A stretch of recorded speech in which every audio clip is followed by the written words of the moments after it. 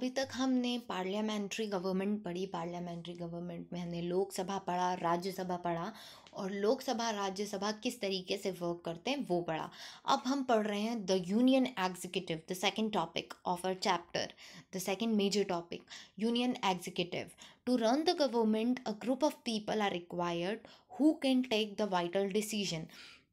अब एक गवर्नमेंट चलाने के लिए कुछ लोगों के ग्रुप की ज़रूरत होती है जो कि वाइटल डिसीजंस ले सकें। Such a group of people is collectively known as executive. और ऐसे गवर्नमेंट को क्या कहते हैं, ऐसे ग्रुप ऑफ पीपल को एग्जीक्यूटिव कहते हैं। सिंस हमने लास्ट क्लासेस में 3 बॉडीज़ पढ़ी हैं, जैसे कि first one was legislature, second is executive, third one is judicial.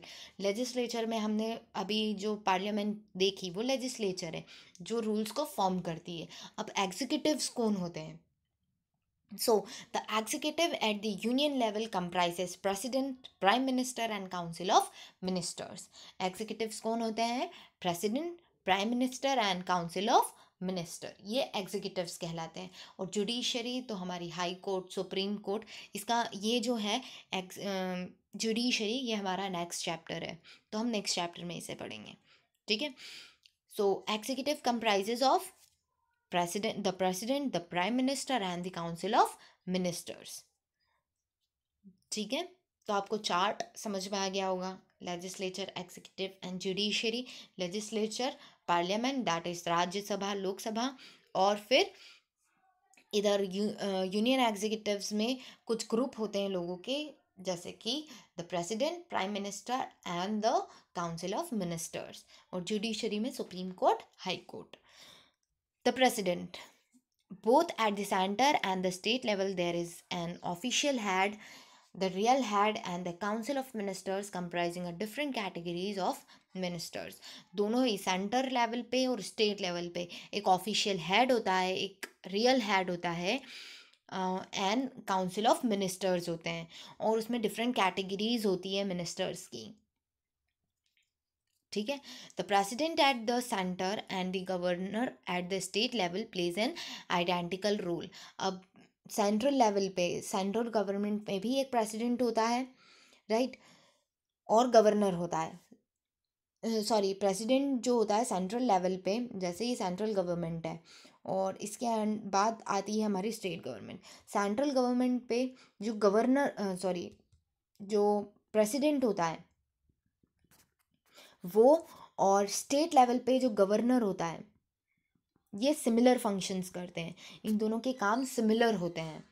ठीक है, आइडेंटिकल रोल्स होते हैं। प्रेसिडेंट ऑफ इंडिया इज दस the constitutional head of India, Indian union. और जो प्रेसिडेंट होता है इंडिया का, वो कॉन्स्टिट्यूशनल हेड होता है, कॉन्स्टिट्यूशनल हेड होता है इंडियन यूनियन का।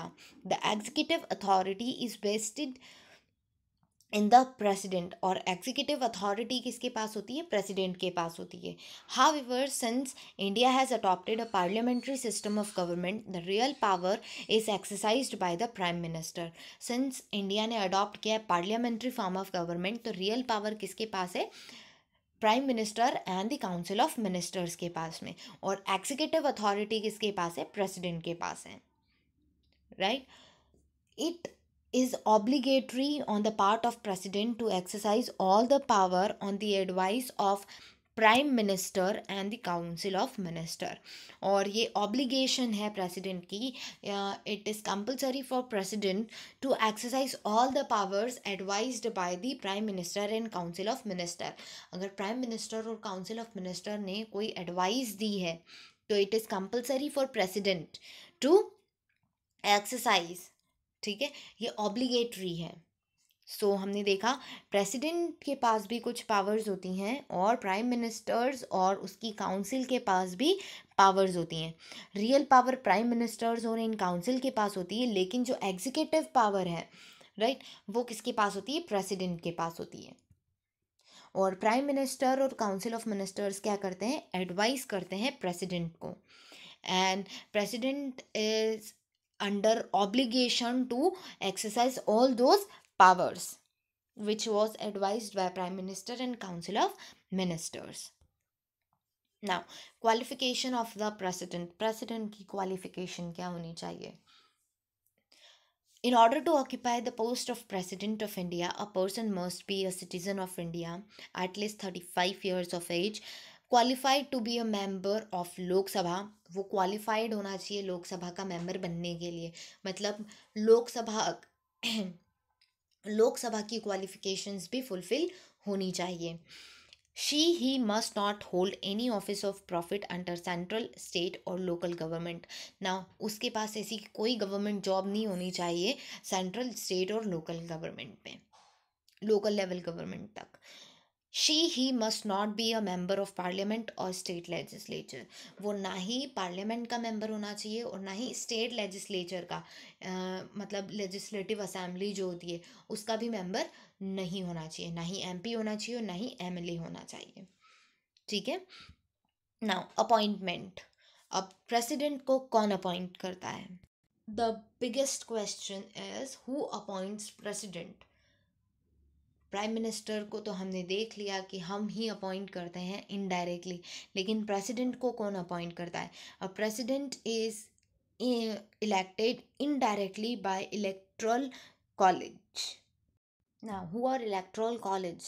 The electoral college consists of elected members of both houses, MPs, that is, both houses of parliament, that is, member of parliament, and the elected members of legislative assemblies of states, that is, MLA. They elect the president by casting their votes. Now, president को elect करते हैं erectile college, that is वो members जो parliament में elect किए गए हैं और जो स्टेट असेंबली में इलेक्ट किए गए हैं, दैट इज़ एमपीज और MLAs, member of legislative assembly और मेंबर ऑफ पार्लियामेंट, दोनों मिलकर अपने प्रेसिडेंट को इलेक्ट करते हैं, प्रेसिडेंट के लिए वोट करते हैं. ठीक है. सो प्रेसिडेंट को इलेक्ट कौन करता है? MPs and MLAs. और एमपीज दोनों हाउसेस के होते हैं, लोकसभा और राज्यसभा दोनों हाउसेस के. ठीक है. Now tenure. The president is elected for a term of 5 year, can be री elected for a second term. और प्रेसिडेंट को 5 ईयर्स के लिए इलेक्ट किया जाता है और उसे री इलेक्ट भी किया जा सकता है सेकेंड टर्म के लिए. जैसे 5 साल हो गए, उसके बाद सेम पर्सन को नेक्स्ट 5 ईयर्स के लिए कर सकते हैं.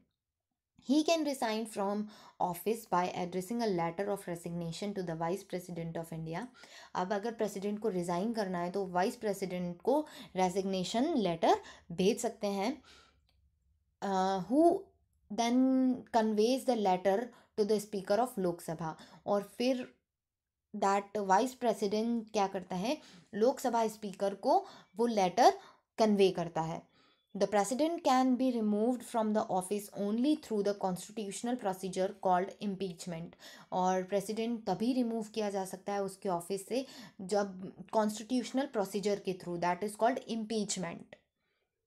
ठीक है. उसके थ्रू उसे रिमूव किया जा सकता है. Now salary and allowance. अब प्रेसिडेंट को क्या सैलरी मिलती है और क्या क्या अलाउंस मिलती है, मतलब सैलरी के अलावा क्या बेनिफिट्स मिलता है. The salary of president is ₹5 lakh per month. 5 lakh रुपए पर महीना. 5 lakh rupees per month. He is entitled to other allowance is as permissible by law in force from time to time. और जो भी अलाउंस हमारी लॉ देती है टाइम टू टाइम जो भी है उसके अकॉर्डिंग उसे बेनिफिट्स दिए जाते हैं. Now what is impeachment? Impeachment क्या है? The president can be impeached only for violating the constitution.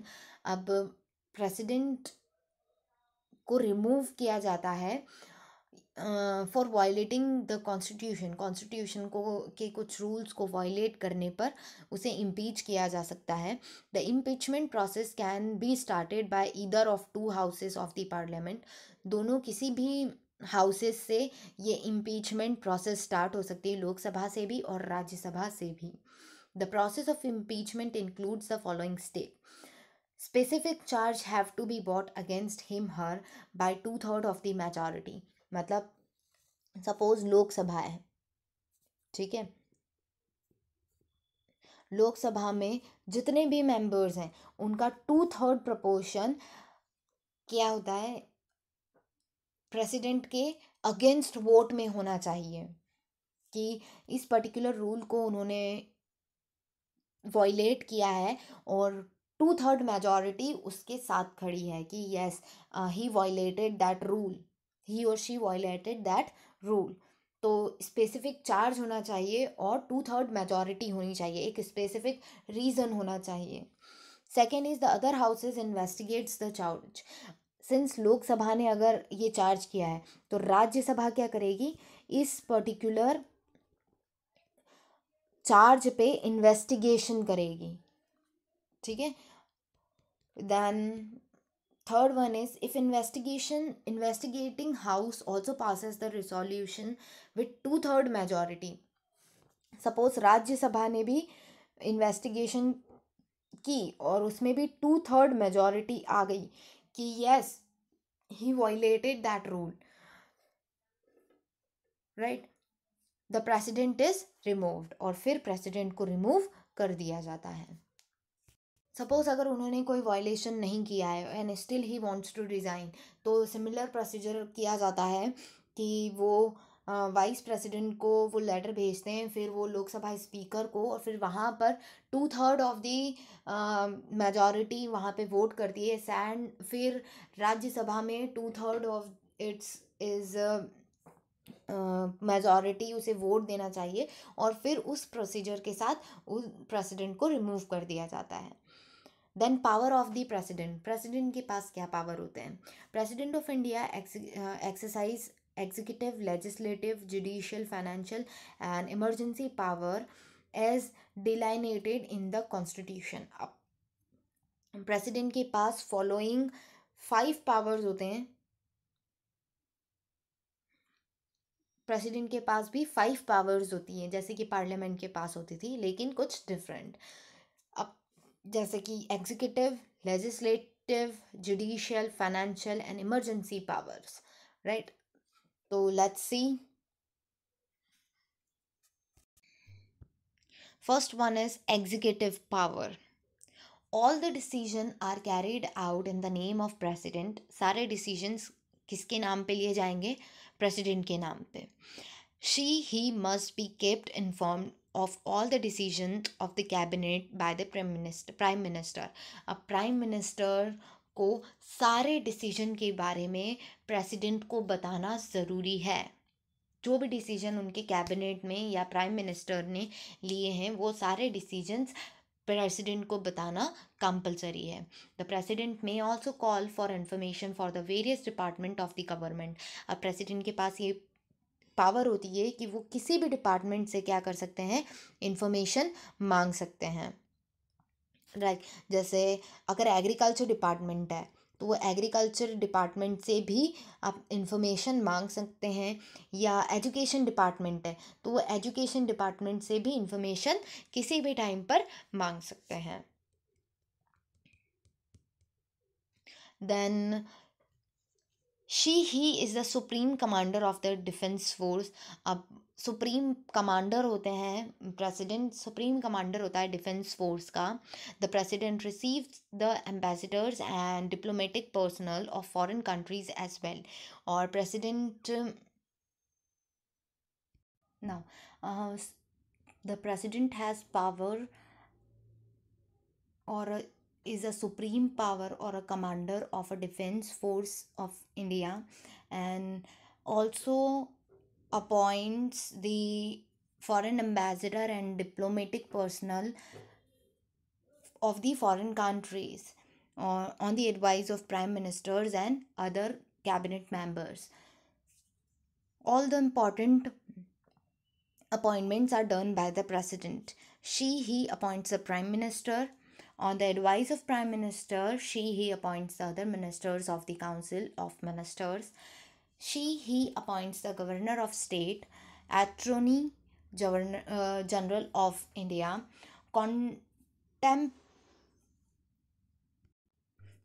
comptroller and auditor general of India, the chairman and the member of Union Public Service Commission, the chief election commissioner, chief justice of Supreme Court and High Court, ambassadors and diplomatic personnel to the foreign countries.